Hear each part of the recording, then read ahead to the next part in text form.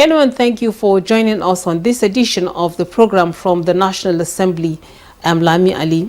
The implementation of the 2023 national budget and the supplementary appropriation have been extended to June 30, 2024. Now, this came into effect as a result of the repeal and passage by members of the Senate before they proceeded on the Easter break. These and other considerations are what we have for you on the program today. Do stay tuned. President of the Senate, Godswill Akpabio, read the communications at the commencement of plenary, after which the request received expeditious consideration. Distinguished Senate President, transmission of Appropriation Amendment Bill 2024 and Supplementary Appropriation Amendment Bill 2024 for consideration. Transmission of Appropriation Amendment Bill 2024 and Supplementary Appropriation Amendment Bill 2024 for consideration. Pursuant to provisions of Section 58, subsection 2 of the Constitution of the Federal Republic of Nigeria, 1999 as amended, I forward herewith the Appropriation Amendment Bill 2024 for the kind consideration of the Senate. The Appropriation Amendment Bill 2024 seeks to amend the Appropriation Act 2023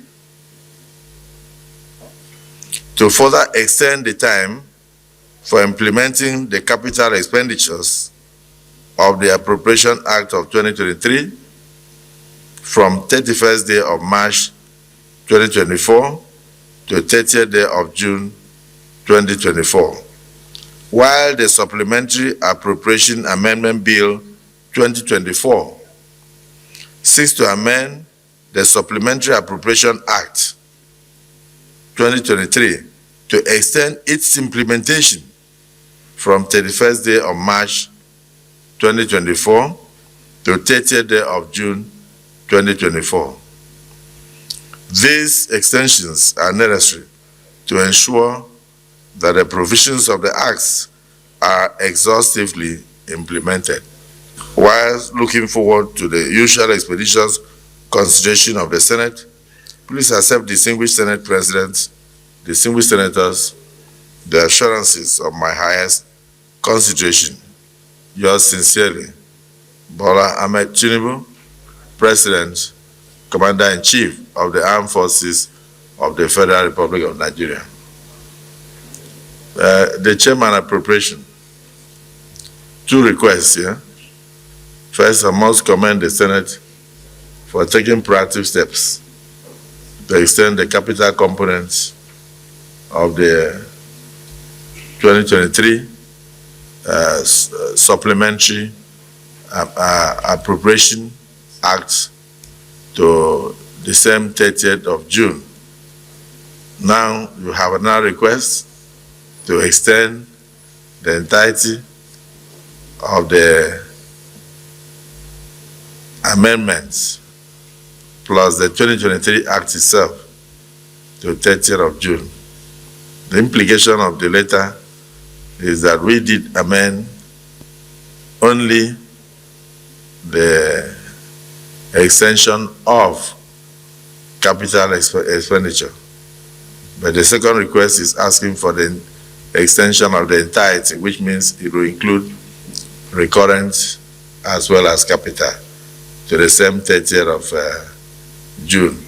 So this will be handled by the Committee of the Whole for expeditious consideration. Yes, Senate Leader. Sir, I also join in commending our colleagues for being proactive because this issue was dealt with yesterday. However, there is an additional dimension to it. What we looked into yesterday was to how in overriding national interests, how to extend the capital implementation of the 2023 Supplementary Appropriation Act, or Supplementary Budget as it were, which was done. However, in view of this letter that just came, now seeking two things. One, the extension of the capital implementation of the entire 2023 Appropriation Act from March 31st to June 30th, as well as the extension of the entire supplementary budget of 2023 from March 31st to 30th June. It then means that procedurally there will be need for us to bring a bill which the Secretariat will quickly work on, and then we'll have a supplementary order paper to be able to take care of this. And at some point during these proceedings today, we'll need to, through a committee of the whole, consider that via a bill. And of course, if necessary, the application of the doctrine of necessity that Senator Mongunu canvassed for so much yesterday. I thank you, Mr. President. A former chief whip and a legal icon and an experienced legislator tried to propound the theory of doctrine of necessity. It was the view of the Senate that we should concentrate only on extension of the capital component. We should leave out the recurrent component. But now with this letter and coming as an executive amendment, everything is attached. So I think we must go back to Senator Mongunu and do the needful. So, but first, for the proactive way in which the Senate took the steps without even waiting for the executive, I think we must commend ourselves, because we have the interests of the nation at heart and we're looking ahead, particularly to ensure that we do not stultify the procedures that it will take to ensure implementation of the capital components of the 2023 appropriation. Of course, I said I learned something in the 8th Senate, that there's a difference between approval and release. So you can have approval and you don't have release, and that can delay implementation of the budgets. But in this case now, sometimes the procedure of going through the Bureau of Public Procurement could even also delay. So it was good that we did what we did, but we have to now do it holistically. Better we do it where we will not have some kind of constitutional complications. This is a supplementary bill. It can as well be the same document as 2024 supplementary act, so that it can be fully up. But what I begin to think is it legal constitutionally to run several budgets at the same time? So this supplementary, we can, the Senate leader can present it as a bill in 2024, and it should bear that. It's according to procedure to defend our government. We are the ruling party. The president is ours. We must defend him by doing what is normal, what is in line with the procedure and practice of the legislature. The letter sent by Mr. President has solved our problem. It has solved our problem. What we need to do now is to reenact that inspired bill, act, just as said by Senator Ndimi. Is of course, because we can't do it here, because it's stated in the Constitution that any appropriation bill or supplementary bill must be submitted to the National Assembly before we act on it. Other bills can emanate from here, but not appropriation, not money bill, not appropriation bill. It must emanate from the presidency, and he has done so through this letter.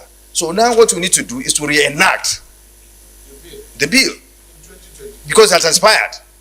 But Mr. President has done what he's supposed to do. He has followed the procedure. The whole problem is solved. We have no problem any longer. Now we are going to enact and then pass it.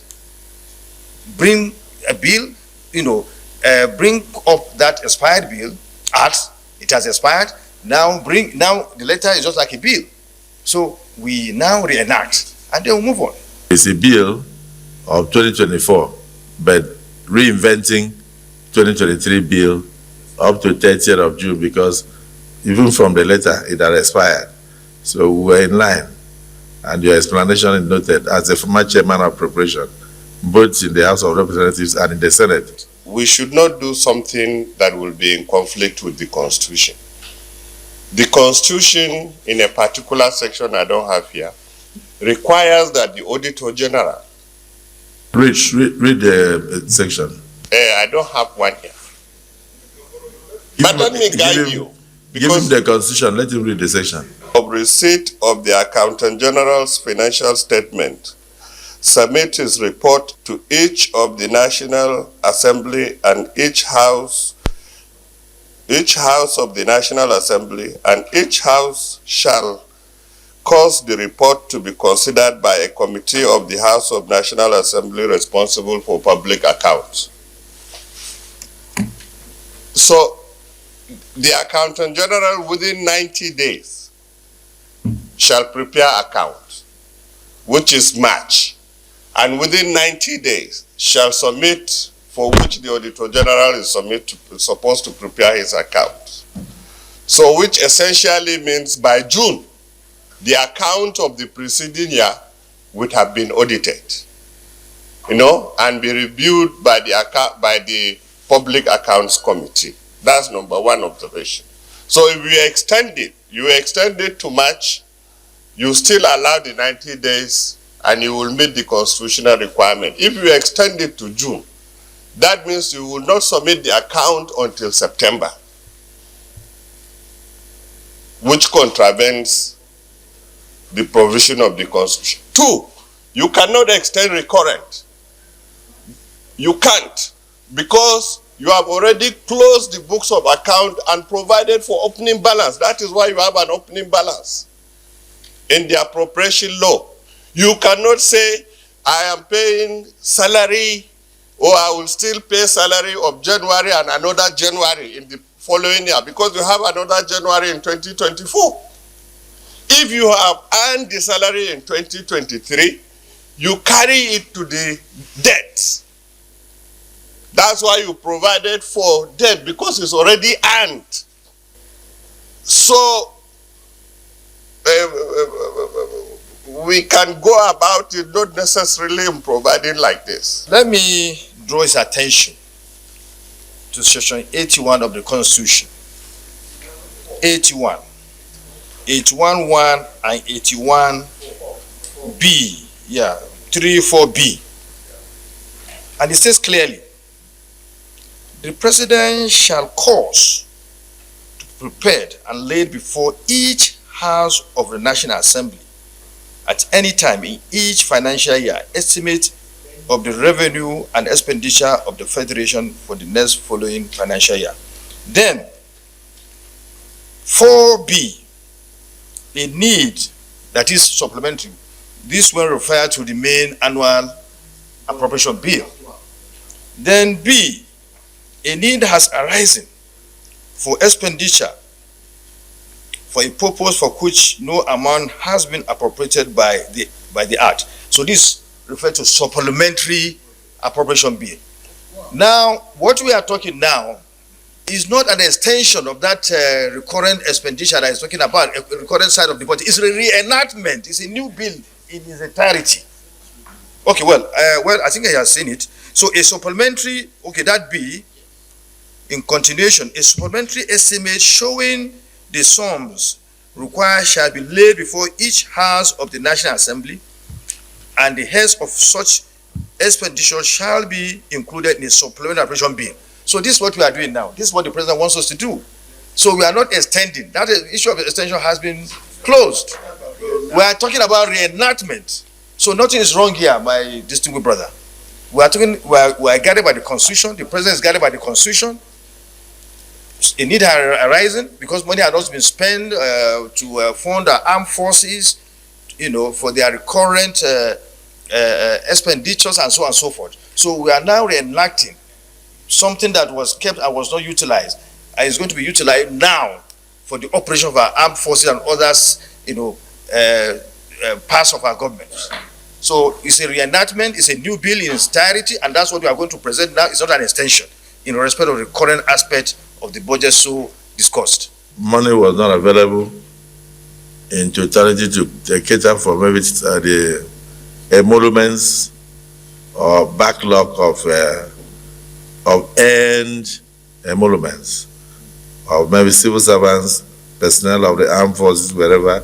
Now that the money is available, because the money fell under recurrent, and the 2023 recurrent had lapsed, that the president is right in going to the Constitution to seek for an appropriation, a re-enactment or an appropriation to cater for whatever was not spent in 2023.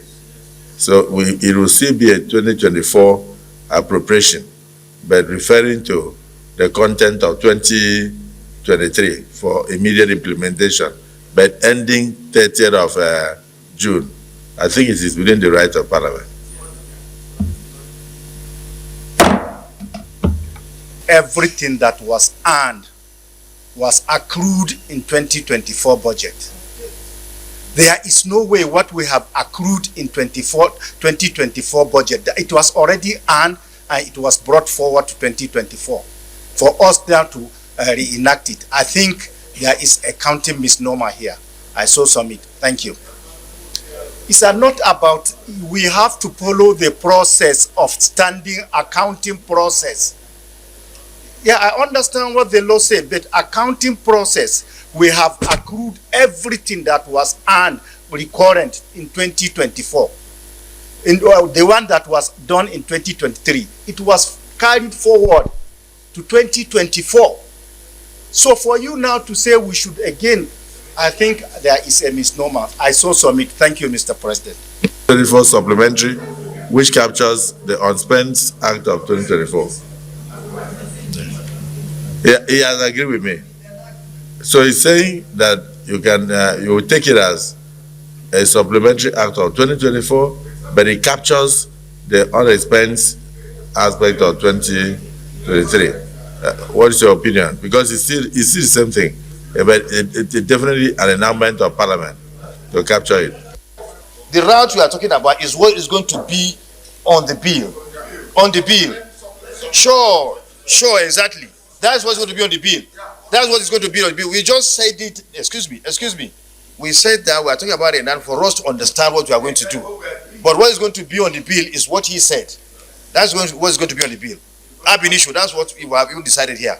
We even talked about here.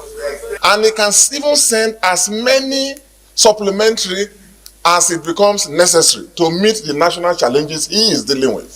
So I think it's going to be tidier if all those elements that have not been exhausted, we reenact them as a 2024 enactment, supplementary enactment, and we move forward. And I so submit. Thank you.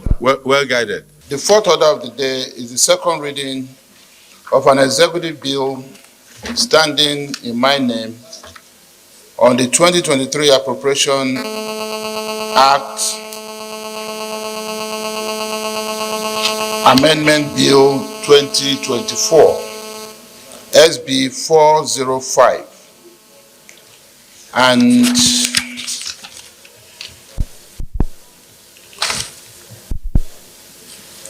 I seek the indulgence of Mr. President and my distinguished colleagues to take the fourth order along with the fifth order of the day, which is the second reading of an executive bill standing in my name on the Supplementary Appropriation Act 2023, Reenactment Bill 2024, SB 406. And Mr. President, with your permission, I seek to read the lead debate. The leader, this matter has been debated severally is just the extension of the 2023 appropriation bill, the capital side, to June, end of June this year, and then the reenactment of the supplementary 2023 supplementary to begin from that start from January to end in June. Is there anybody that is not clear about it? Everybody clear? Can I put the votes? Everybody knows the content is not changing. We are not adding anything, but it should be on our record that we suspended the rule to take it straight away. Thank you, Chief Whip. A bill for an act to reenact the Supplementary Appropriation Act 2023 to extend its implementation from 1st January 2024 to 30th June 2024 and for related matters 2024. Second reading. A bill for an act to reenact the 2023 Appropriation Act to further extend the time for implementation from 1st January 2024 to 30th June 2024 and for related matters. Second reading. A bill for an act to extend the implementation period of the 2023 Appropriation Act from 1st January 2024 to 30th June 2024 and for related matters 2024. Second reading. To reenact the Supplementary Appropriation Act 2023 to extend its implementation from 1st January 2024 to 30th June 2024 and for related matters 2024 SB 406. Second reading taken. A bill for an act to amend the 2023 Appropriation Act to further extend the time for its implementation from 31st March 2024 to 30th June 2024 and for related matters 2024 SB 405 taken. For Bill 406, those in favor that clauses 1, 2, 3 stands part of the bill, please say aye.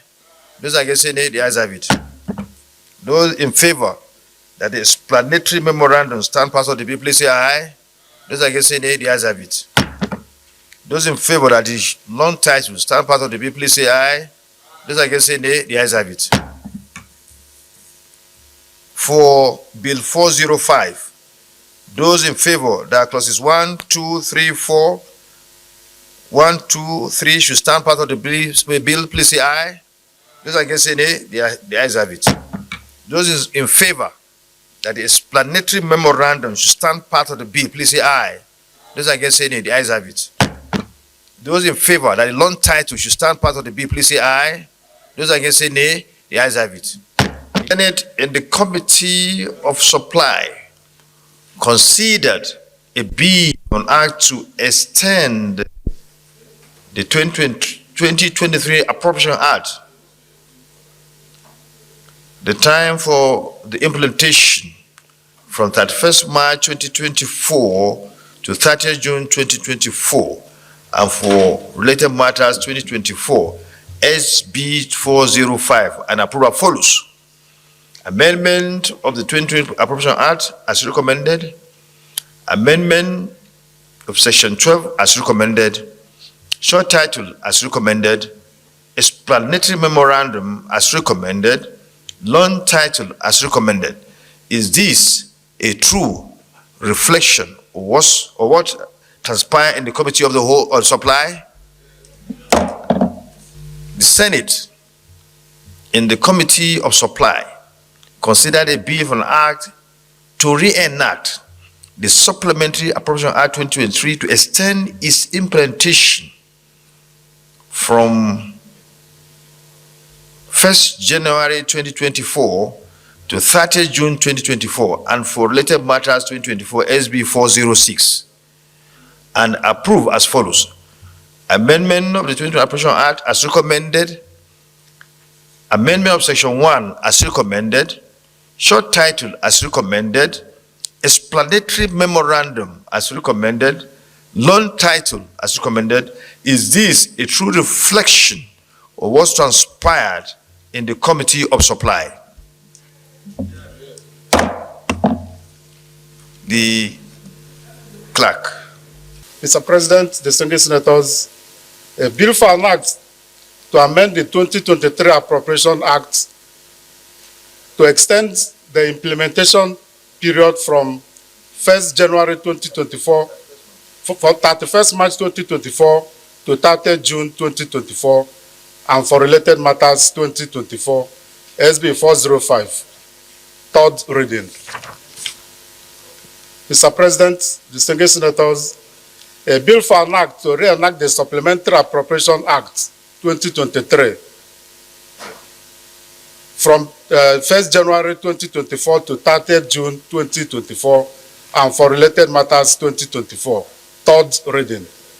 An act to amend the 2023 Appropriation Act to further extend the time for implementation from 31st March 2024 to 30th June 2024 and for related matters 2024, SB 405, third reading taken and passed.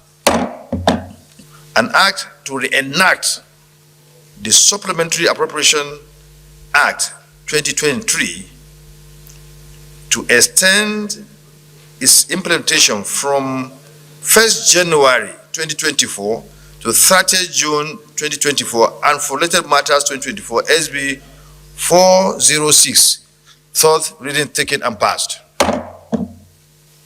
Thank you very much, the leader, for bringing this forward, even though the request came from the president today. I think it's quite necessary to get this bills passed so that the capital component of the 2023 Appropriation Act can be fully implemented, because there's no point passing a budget which is geared towards the development of our country, and the important aspect of it, which is the capital component, is left unimplemented. And this will give the chance for all those projects, those vital national projects that their implementations have so far started to get completed. Because if we don't do this, then it will give room for creating abandoned projects that will not be good for our country. So we thank Mr. President. This shows his commitment to bring in the needed infrastructure development to this country. We therefore urge all the MDAs and indeed all contractors to see this opportunity to fast track the implementation of various projects that are now under, that are now being implemented across this country. And also, the other bill which will address the recurrent components of the Supplementary Appropriation Act that are needed to really deal or give funding to security agencies that need payments for their upkeep and other supplies that they need to operate very well. So I commend all senators that contributed, and indeed the entire Senate, for acting with dispatch to get these two bills passed. The President also transmitted to the Senate a bill seeking prescription of salaries and other emoluments for judicial officers in tune with economic realities for consideration and passage. Salaries and allowances, etc. Bill 2024. In accordance with the provisions of Section 58, subsection 2 of the Constitution of the Federal Republic of Nigeria 1999 as amended, I forward herewith the Judicial Office Holders, Salaries and Allowances, etc. Bill 2024 for the kind constitution of the Senate. The Judicial Office Holders, Salaries and Allowances, etc. Bill 2024 seeks to prescribe salaries, allowances, and fringe benefits for judicial officers to end the prolonged stagnation in their remuneration and to reflect contemporary socio-economic realities. The bill, which establishes a new legal framework for the remuneration of judicial officers, will also ensure significant improvement in the welfare, capacity, and independence of the judiciary. Whilst I hope that the judicial office holders, salaries and allowances, etc. Bill 2024 will be carefully yet expeditiously considered and passed by the Senate, please accept, distinguished Senate President and distinguished Senators, the assurances of my highest esteem. Yours sincerely, Bola Ahmed Tinubu, President, Commander-in-Chief of the Armed Forces of the Federal Republic of Nigeria. Plenary featured the second reading of 3 bills, including the bill that seeks amendments to the Money Laundering Prevention and Prohibition Act to include the Nigerian Financial Intelligence Unit and the National Drug Law Enforcement Agency in surveillance and prevention of money laundering in Nigeria. Of the Money Laundering Prevention and Prohibition Bill 2024. Mr. President and distinguished colleagues, the bill seeks to cure the deficiencies in the MLPPA 2022 to meet the Financial Action Task Force International Cooperation Review Group, known as the ICRG, requirements for the effective implementation of the AML-CFT measures. And distinguished colleagues, I also must add the fact that this, as well as the bill that we just finished considering for second reading, are bills coming from NFIU aimed at ensuring that Nigeria remains or complies with global best practice standard signed by other treaty nations. The bill was read the first time in the Senate on Thursday, 14th March 2024. The Money Laundering Prevention and Prohibition Bill 2024 remains an important legislation in the anti-money laundering, counter-terrorism financing regime in Nigeria. Hence, the need to update it to ensure operational and implementational integrity and meet the Financial Action Task Force standards cannot be overemphasized. The FATF continually identifies and reviews jurisdictions with strategic anti-money laundering and counter-terrorism financing deficiencies that present a risk to the international financial system and closely monitors their progress. The FATF's International Cooperation Review Group oversees the process. The main objectives of the bill are, amongst others, to grant the Nigerian Customs Service and other competent authorities the power to request and obtain further information upon discovering false declaration, cooperate with its foreign counterparts, and keep declaration information to facilitate international cooperation. Also, to grant competent authorities to restrain currency or bearers' negotiable instruments to ascertain whether evidence of money laundering may be found, to mandate competent authorities to put safeguards to ensure proper use of declaration information, to extend the customer due diligence measures applicable to PEPs, meaning politically exposed persons, to their family members and close associates, to provide an upper threshold for reporting suspicious transactions and to expand the scope of matters that reporting entities can consider. This will ensure prompt reportage, to extend the protection accorded to FIs to situations where the crime is unknown, regardless of whether it actually occurred, and to prohibit tipping off by FIs and DNFBPs. And finally, to mandate competent authorities to maintain comprehensive, relevant AML/CFT statistics, establish guidelines and provide feedback to financial institutions and designated non-financial businesses and professions, to separate unrelated predicate offenses as specified by the FATF definition of predicate crime. I therefore urge my distinguished colleagues to support this bill for the second reading. I thank you. I rise to support the second reading of this bill. Crime in general and money laundering in particular tend to be international in nature.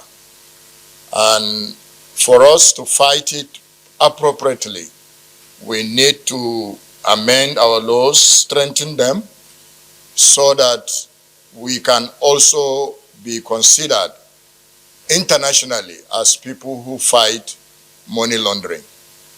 And with that, I support very strongly, Mr. President, that we read this bill for the second time. Thank you very much. As I said, it's a very straightforward bill. Those in favor that the bill be read the second time, please say aye. Those against say nay. The ayes have it. Clerk of the Senate. A bill for an act to amend the Money Laundering Prevention and Prohibition Act No. 11 of 2011 to include Nigerian Financial Intelligence Unit and the National Drug Law Enforcement Agency in the surveillance and prevention of money laundering in Nigeria and for related matters 2024. Second reading. A bill for an act to amend the Money Laundering Prevention and Prohibition Act number 11 of 2011 to include Nigerian Financial Intelligence Unit and the National Drug Law Enforcement Agency in the surveillance and prevention of money laundering in Nigeria and for related matters 2024 second reading. Thank you. Let me commend the leader of the Senate and all those that contribute to the debate. Well, first of all, the leader for sponsoring this bill, which is going to help to check the menace of money laundering, which is inimical to our economy, to help in actually checking that crime. And also thank those who contributed to the debate, or Senator Yohana, Reverend Yohana, who actually contributed, who seconded and also contributed. It's in this respect that the bill is referred to the Committee on Anti-Corruption and Financial Crime to report back within 4 weeks. The Terrorism and Prevention Act is set for amendment in order to ensure compliance and in order to bring it to the expected compliance standard of the international bodies responsible for the fight against money laundering and terrorism financing, and also to ensure the delisting of Nigeria from delisting from grey list of Nigeria by ICRG. The ICRG process refers to International Country Risk Guide process, a methodology used for evaluating the political, financial, and economic risks of countries worldwide. Since Nigeria was placed on a grey list, the ICRG was activated to evaluate the level of risk associated with investing in or lending to Nigeria. The Financial Action Task Force used RCRG ratings as part of their compliance and due diligence efforts.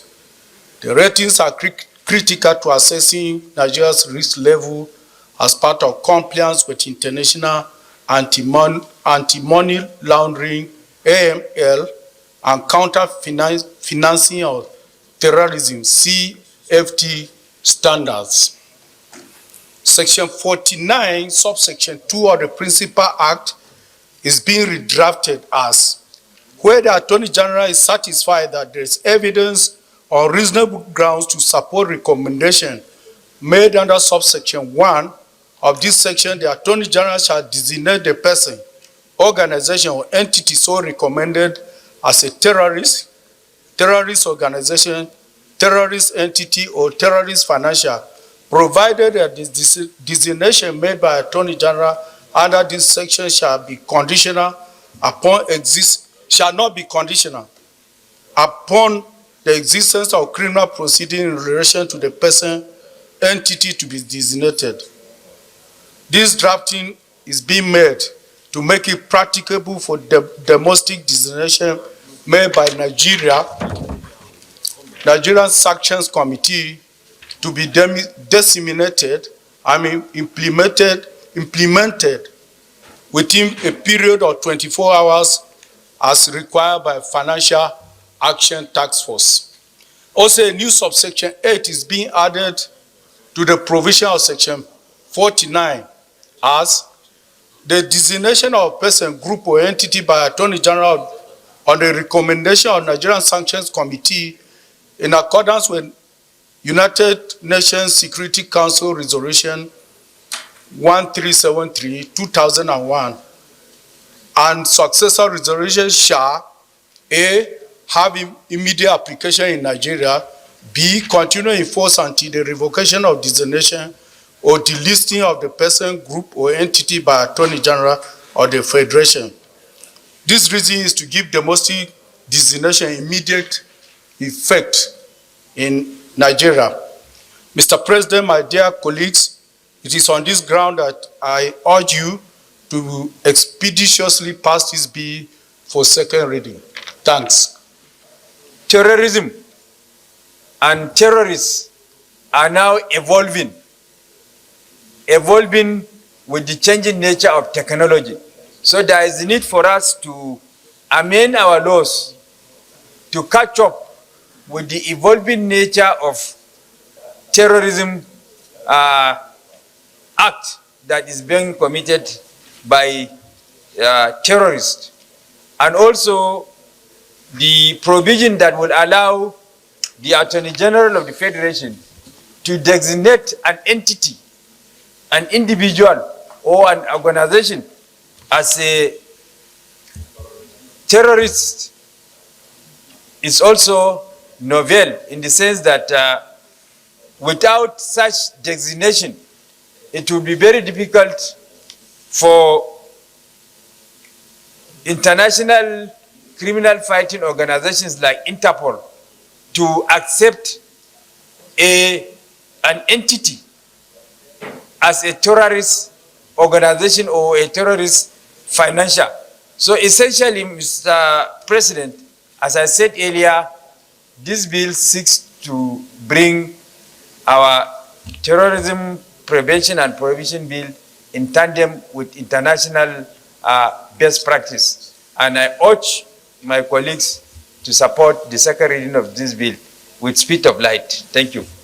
I'm constrained, even in spite of my general support for anything that will strengthen the fight against terrorism. I'm constrained to speak against this bill. You see, power corrupts, and absolute power corrupts in like manner, absolutely. In this country, we have a fusion of two critical offices in one body. That is the office of the Honorable Attorney General. And by the grace of God, I was one, just like my good friend M.T. Mongono. We both served as Attorneys General at the subnational level. We, in spite of all the efforts we have made so far, we have not been able to achieve a separation of the office of Attorney General of the Federation and then the person who will be a chief law officer. The two offices are combined. And this bill now says any person that the Attorney General, who in our system without that separation can also be a political operative, a member of cabinet, a member of a political party, and a political operative, all combined together. And what I'm saying this afternoon is we have not been able to achieve that desired separation.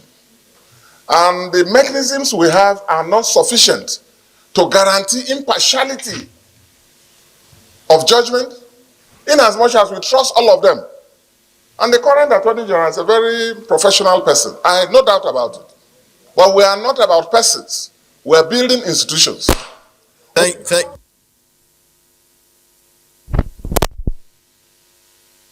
Without reference to the national security institutions, without reference to the judiciary of our country, on its own, designates a person, an organization, as a terrorist organization.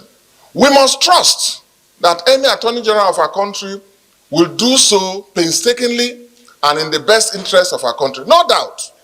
But there is no mechanism to check and abuse.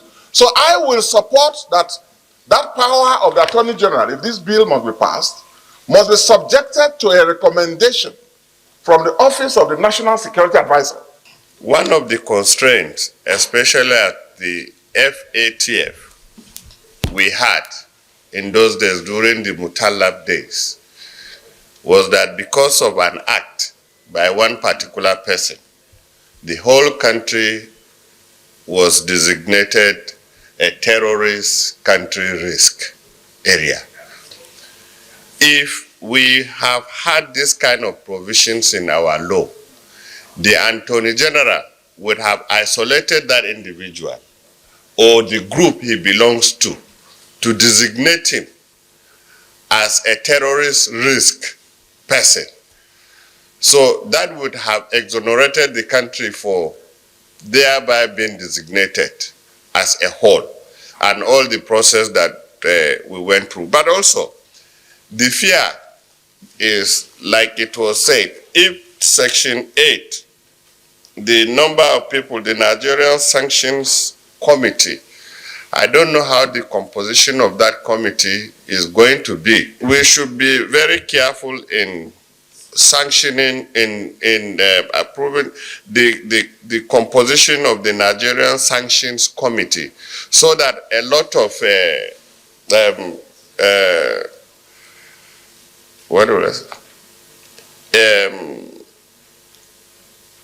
discretion will not be allowed to allow for that kind of person. Like is suggested, I also support that the Office of the National Security Advisor, either house that committee or lead the committee.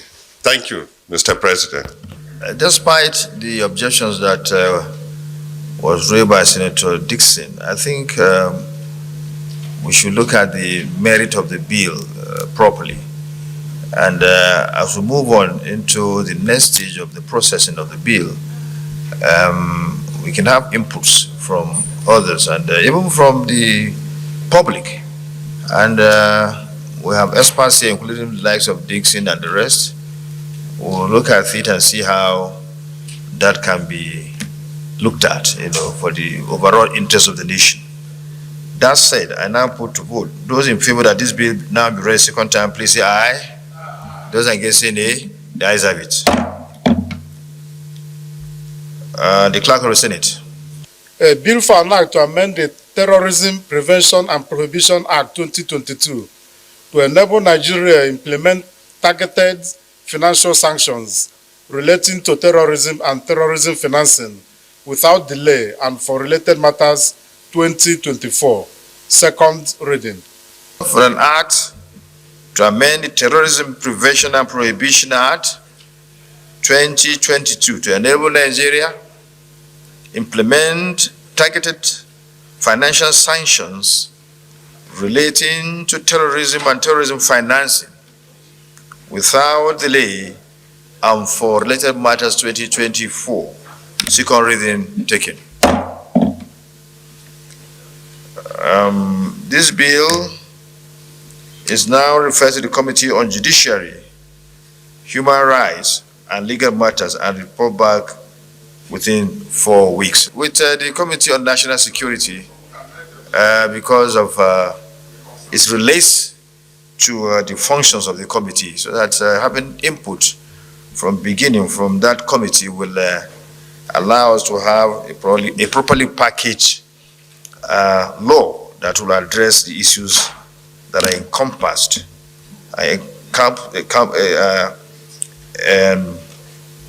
encapsulated in this very bill. So, thank you, Mr. Chairman, for bringing this bill forward, and I thank all those that participated in the debate, all in a bid to stop the financing of terrorism and also stop terrorism or reduce terrorism to the barest minimum in this country. It's something that has become the bane of our country, that is eating deep into our into our resources, creating problems for the development of agriculture, education, and so on and so forth. Once we're able to deal with these very, very serious menace in our country, we'll be able to have the necessary or the appropriate prosperity we are seeking to have in this country. Thank you.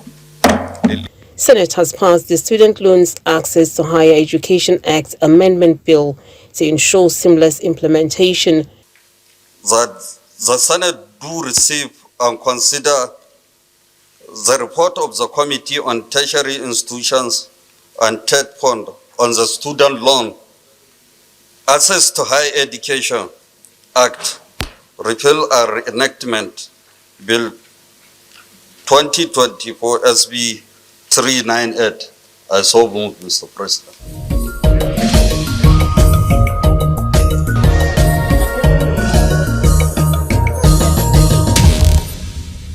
The Senate at its plenary on Thursday, 14th March 2024, debated the general principles of the bill, Student Loans, Access to Higher Education, Repeal and Reenactment Bill 2024 SB 398, which was sponsored by distinguished Senator Bamidele Opeyemi, Senate leader.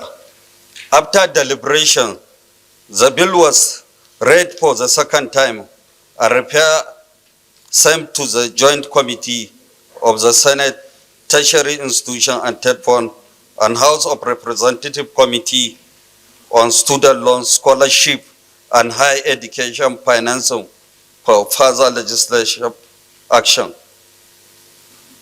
Senate Order of Referral date 14th March 2024. A report back with it, the recommendation. Objectives of the bill. The core objective of the bill is to provide a legislative framework to support the establishment of Nigerian Education Loan Fund with a view to oversee the general administration of the management and disbursement of the loan to beneficiaries. Specific objectives of the bill. The bill seeks to achieve the following: provide loan to qualified applicant to pay tuition fee, charges, and upkeep during their courses of study. That the Senate do consider and pass the Student Loan Access to Higher Education Repeal and Reenactment Bill 2024 SB 398 to ensure smooth access to higher education. In conclusion, I wish to use this opportunity to thank the President of the Senate and distinguished colleagues for the opportunity to serve in this capacity and to humbly request the Senate to pass the bill. Thank you, Mr. President. Thank you, Senator Ndusi. And is there any comment, please? No comment, so let's move. Those against say nay, the ayes have it. Those in favor that clauses 2, 3, 4, and 5 stand parts of the bill, please say aye. Those against say nay, the ayes have it. Clauses 5, 6, 7, 8, and 9. 6, 7, 8, and 9. Those in favor that they should stand part of the bill, please say aye. Those against say nay, the ayes have it. 9, 10, 11, and 12. Those in favor say aye. Those against say nay, the ayes have it.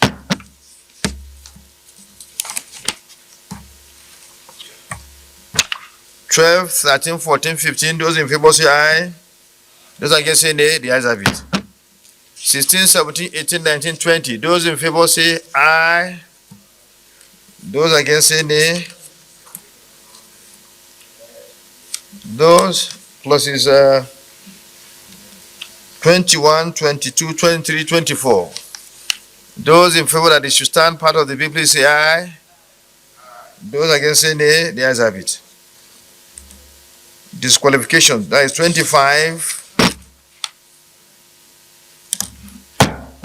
25, 26, 27, 28. Those in favor, please say aye. Those against say nay, the ayes have it.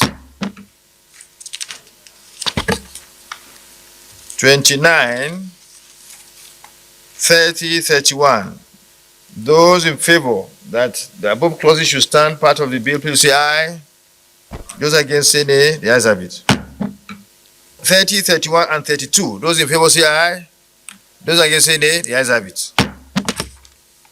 33, 34, 35. Those in favor that it should stand part of the bill, please say aye. Those against say nay, the ayes have it. 36, 37. Those in favor say aye. Those against say nay, the ayes have it.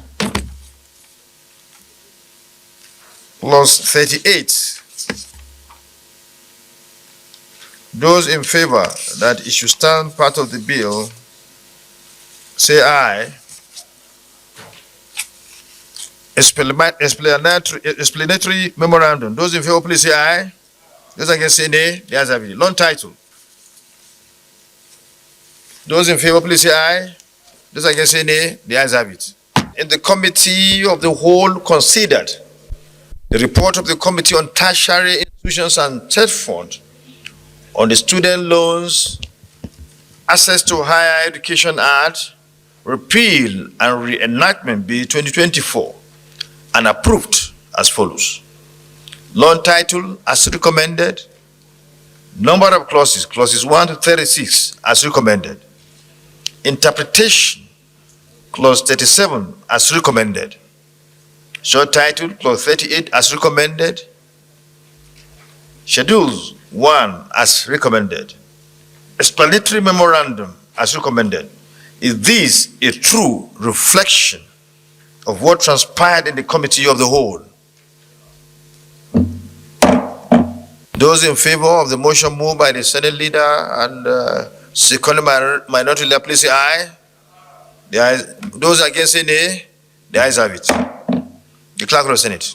Mr. President, distinguished senators, a bill for an act to repeal the Student Loans Access to Higher Education Act 2023 and enact the Student Loans Access to Higher Education Act 2024 to establish the Nigerian Education Loan Fund as a body corporate to receive, manage, and invest funds to provide loans to Nigerians for higher education, vocational training, and skills acquisition, and for related matters 2024. Third reading. A bill for an act to repeal the Student Loans Access to Higher Education Act 2023 and enact the Student Loans Access to Higher Education Act 2024 to establish the Nigerian Education Loan Fund as a body corporate to receive, manage, and invest funds to provide loans to Nigerians for higher education, vocational training, and skills acquisition, and for related matters 2024. Third reading taken and passed. Let me commend the chairman of the committee, Senator Mutare Nduzi, and indeed members of the committee for working to process the bill at the committee stage in the shortest possible time. We commend you for what the industry you put in getting this report ready within just few days. which is something to really commend you for. You have done very well and we're proud of you. And more grace to your elbows. I also want to commend Mr. President for displaying his passion of ensuring that every student, every Nigerian that wants to go through higher institution of learning, to study in any higher institution of learning in Nigeria, should not be stopped by lack of funds. Should be given state support to fund their education. This is something that is in tandem with international best practice. And the president had decided with the serious passion ever displayed by any president in this respect, in making sure that all that is needed is put together to make sure that this scheme is made to operate successfully. So we commend him for his zeal in this respect, and we urge him to continue to do what he's doing for education, because it is said that education is the bedrock of every society. A nation lacking in required educational development is not a nation that will have what it wants in terms of prosperity. Human capital now is number one requirement for developing every nation, every entity you can think of. And the president is doing what is best for the nation in terms of assisting to develop our educational standard. Thank you very much. The motion from Senator Idiatu Laurenti seeking collective efforts to tackle the challenge of out-of-school children in Nigeria was supported. Compelling need to tackle the challenge of out-of-school children in Nigeria.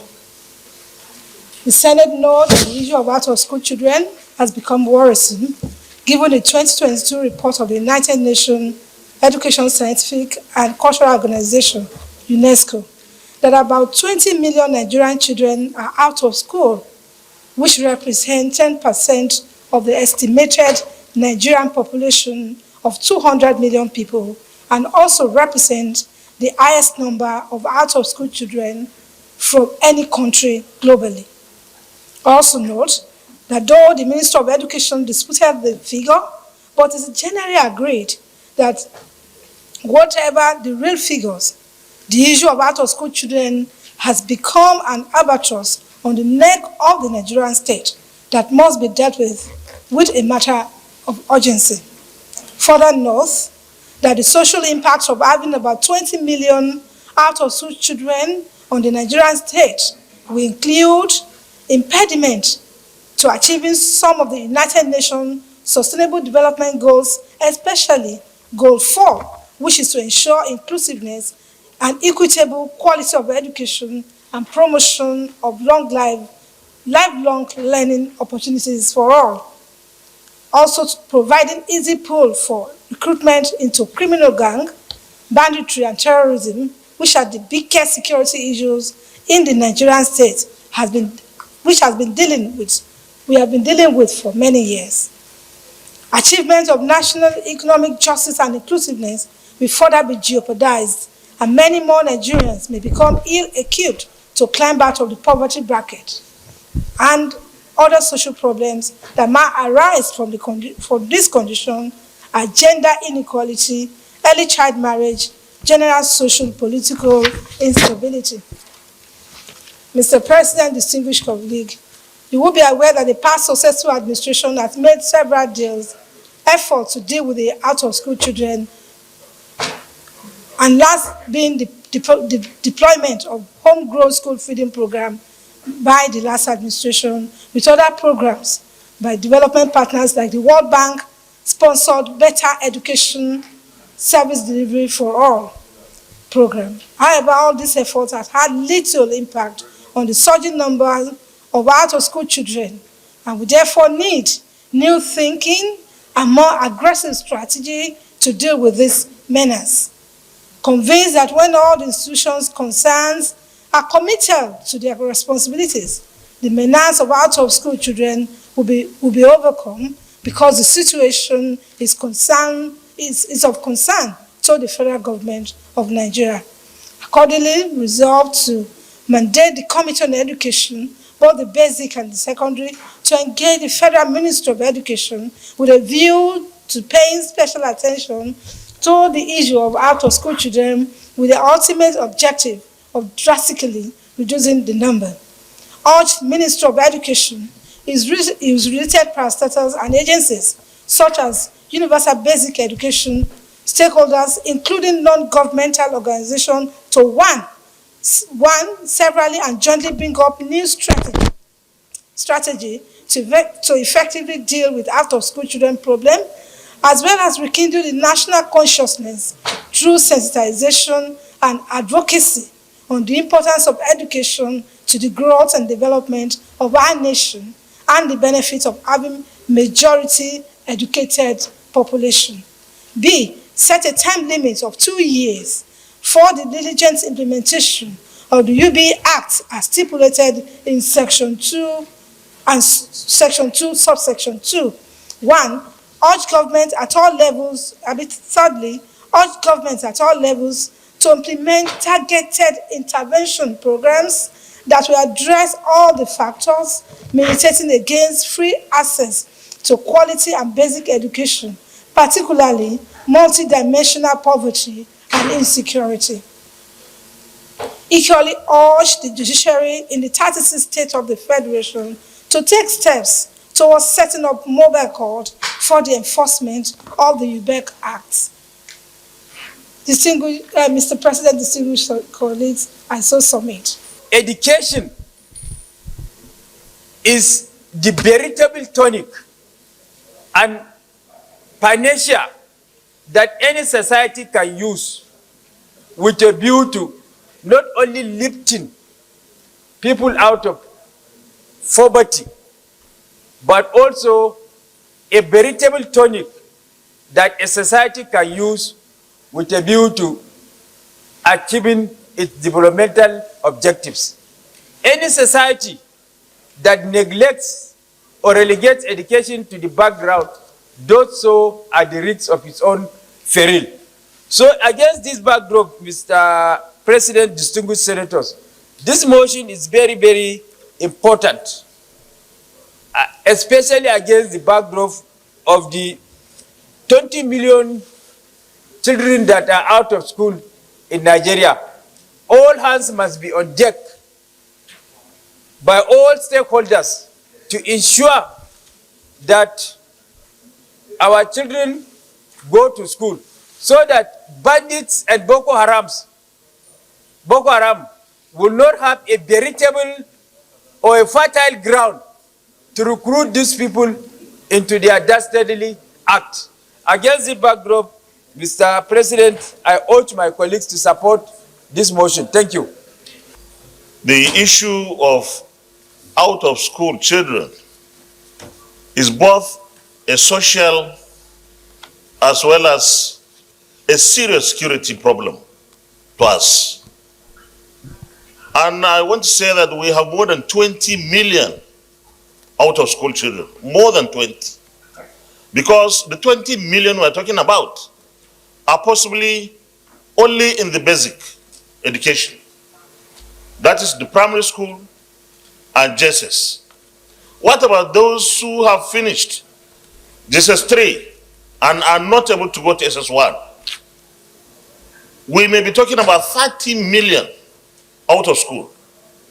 And that is a huge population from amongst the school-going age of our population. So it's a major issue for development, for security of our country. This is one issue that the states and the federal government of Nigeria would have to sit and deal with it decisively until we are able to have our youth properly educated, prepared for tomorrow, both for leadership and productivity. Growth and development may be eluding us. You have critical mass of people to recruit from for insurgency, for banditry, and so on and so forth. It's just like those who have no jobs. But here we have a population, a sizable number of our youth, school-going age, who are not able to go to schools. And I believe that we must do everything and anything possible to deal with this issue, because it will continue to militate against our development, and it will continue to provide the pipe, the kind of support for the insecurity we suffer from. The insurgency in the Northeast, for example, many who were part and parcel of the insurgency were people who are not going to school. And I believe that if we do invest properly, we could harness the best for our country. An illiterate young man or woman is bound to give birth to another illiterate child, which will lead to a dynasty of the poor, constitute a risk to the rich. As far back as 1919, the world was unanimous that poverty anywhere is a threat to prosperity everywhere. Today in Nigeria, we can see, and we are witnesses, that inequality and abject poverty anywhere in Nigeria has constituted a huge security risk to everyone in Nigeria. What I want to propose we do differently is that this country is clear that every Nigerian child needs to go to school, which is what informs the universal basic education, under which the federal government subsidizes state government to the tune of 50%. Your Excellency, Mr. President, as governor of Akwa Ibom State, I am sure you spend a lot of Akwa Ibom resources to attract federal matching grants to ensure that the children in Akwa Ibom went not only to primary school, to secondary school, but to complete their basic education and even up to secondary school full level. Together, sir, we had the opportunity to be in council where some governors lament that they don't have the money even to attract the 50% subsidy that the federal government provides under the Universal Basic Education Law. What I suggest we do is that when we lament generally, we love the good, the bad, and the ugly together. That way, no one is ashamed. I suggest, sir, that we urge the appropriate agency or department to publish, as I know they used to do, but this time to make it in newspapers, state by state, including FCT, the percentage of out-of-school children. So we can see the governors and the states that are more guilty of this huge negligence and thereby risking all of us, and those states that have taken appropriate steps to deal with the issue of out-of-school children. It is not an act of God. It is misplacement of priorities by appropriate agencies. And there's nothing we can do with mere words. It cannot be the truth that every governor can afford to buy the same bulletproof car. We can afford the same state-of-the-art government house, but we cannot afford to pay 50% subsidy to ensure that the child of the poor go to school. The bandits of today were the beggars of yesterday. There is already statistics. If people say they don't know about the statistics, if you go to World Bank, they will tell you. The states that are backward, the states that are deliberately enjoying that kind of, I wouldn't say privilege, when you refuse to educate your people. In the north, I just left as the chairman of the Northern Governors Forum. We were privileged to have something called the Agile Project, and this is a World Bank project. If you go through, it's for the out of school, especially the female ones. The concept there is very beautiful, and I want to recommend we should not be waiting for the World Bank. If we have this kind of concept done by the World Bank, let us practice it everywhere in Nigeria. We cannot leave anybody outside who is not educated. Today, I remember in secondary school, there was this concept of nomadic education. When it was introduced, I remember the first person that championed it was the wife of my governor then, Mrs. Lar, the wife of former governor of Plateau State, Solomon Lar. That concept would have saved what we are seeing today as banditry. But along the line, a lot of politics came up, and it was disbanded.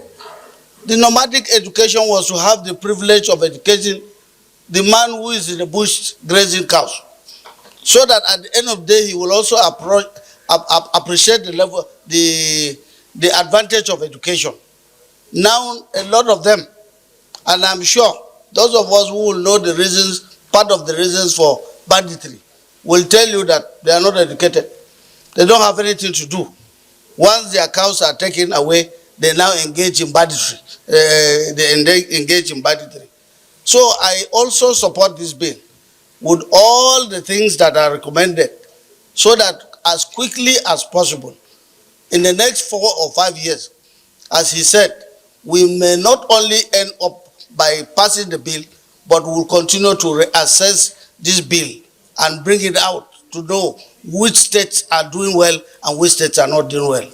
An uneducated person does not hear and does not see. Why?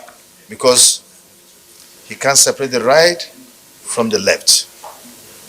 Now, we have a problem in this country. Even though the problem is more pronounced in some states than others. Of course, the states of Yobe, Borno, Kano, Katsina, and of course, Kaduna, and so many of the states in the northern part of Nigeria are the ones that are really facing this big national calamity. What do we need to do? What we need to do is to collectively put our efforts together to find solution to these menace. Because when we fail to educate our children to become engineers, doctors, nurses, traders, business people, and what have you, what we are preparing them to do instead is to become bandits, kidnappers, armed robbers, and name them. Name all the vices you can think of, they will find solace there.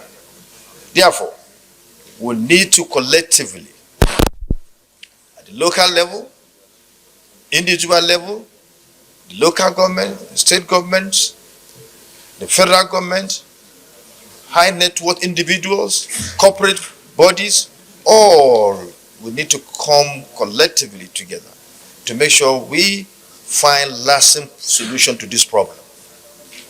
And of course, there are issues to do with those who bear children and do not try to find way of taking care of them, catering for them.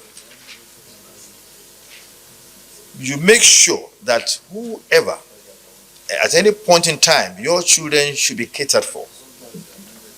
You should plan for them, think of the ways to educate them, and make sure you look after them properly as prescribed by God. Thank God we are people of faith in this country, Muslim and Christians, and in all these two main religions, it's prescribed that you must take care of your child. Your child is like someone that God has given to you to hold on his behalf. Therefore, his shelter, his clothing, his education, his well-being, his total well-being rests on you. Leaving your child without taking care of him is something that is not condoned by our two religions.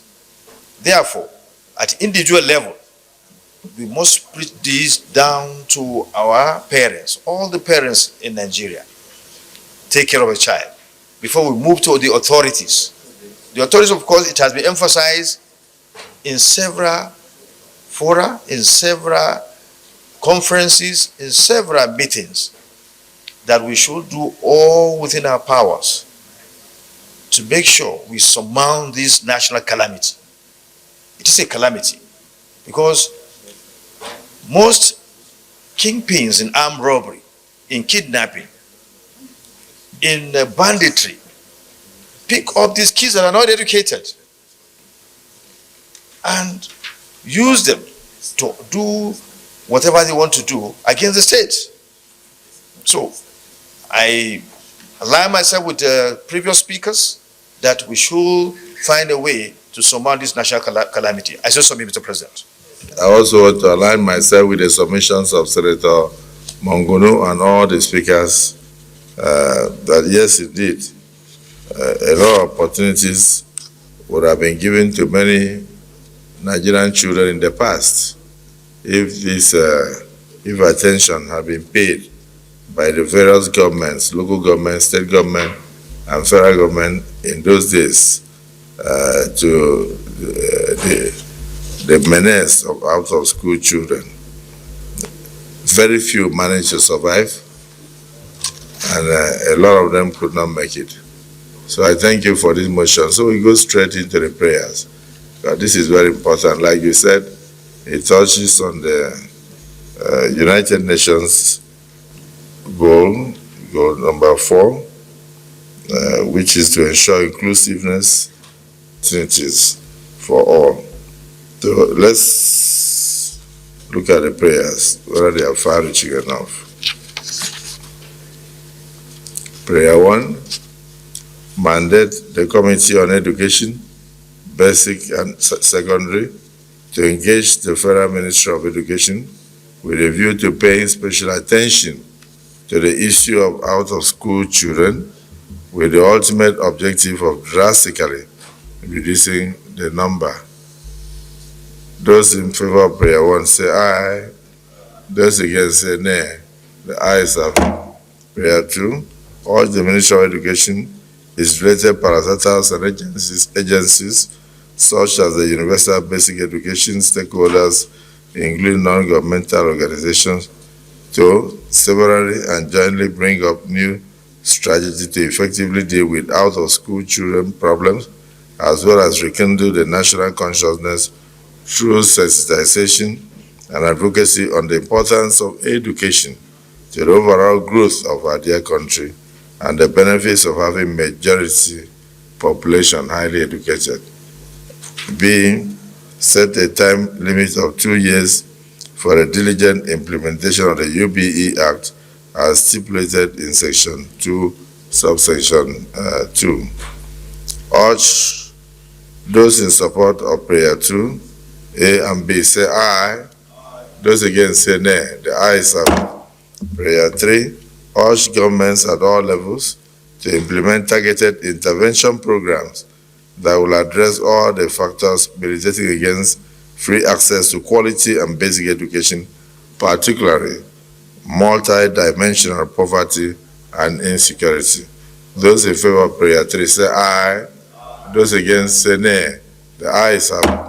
Prayer 4, equally urge the judiciary in the 36 states of the Federation and the FCT to take steps towards setting up mobile courts for the enforcement of the UBE Act. I believe those in favor of this prayer say aye. Those against say nay. The ayes have it. Let me just, by way of information, mention that the most important thing is that they should sign the child rights law in various states, insisting that education, basic education is compulsory. And then where parents or guardians infringe on the law, then there should be punishment. So for this, I would suggest that you take a cue from what I did when I was governor of Akwa Ibom State. I signed the child rights bill into law and I enshrined a provision of 6 months imprisonment for any guardian or parents that allows a child of school age to roam around the streets, go into hawking or any other venture during school hours. And that way we had enforcers. We had special assistants to the governor on education monitoring, and they went around the state to search from local government to make sure that no child was left behind and no child was in a farm or was on the street or was selling newspapers during school hours. It was quite effective. And then we declared free and compulsory education in the state for all children of school ages, from primary school to senior secondary school, and opening it up to all Nigerian children who were residents in Akwa Ibom State for 8 years. It was phenomenal, and it was quite successful. We received commendations everywhere, so I recommend this to many states of the Federation in order to curb this menace of out-of-school children. I also commend the federal government for introducing the 1 meal a day program, because sometimes some of the children out of hunger will not be able to go to school, but because the meal that is given to them in schools also is something that will attract them. So we must commend the federal government and urge that program should continue.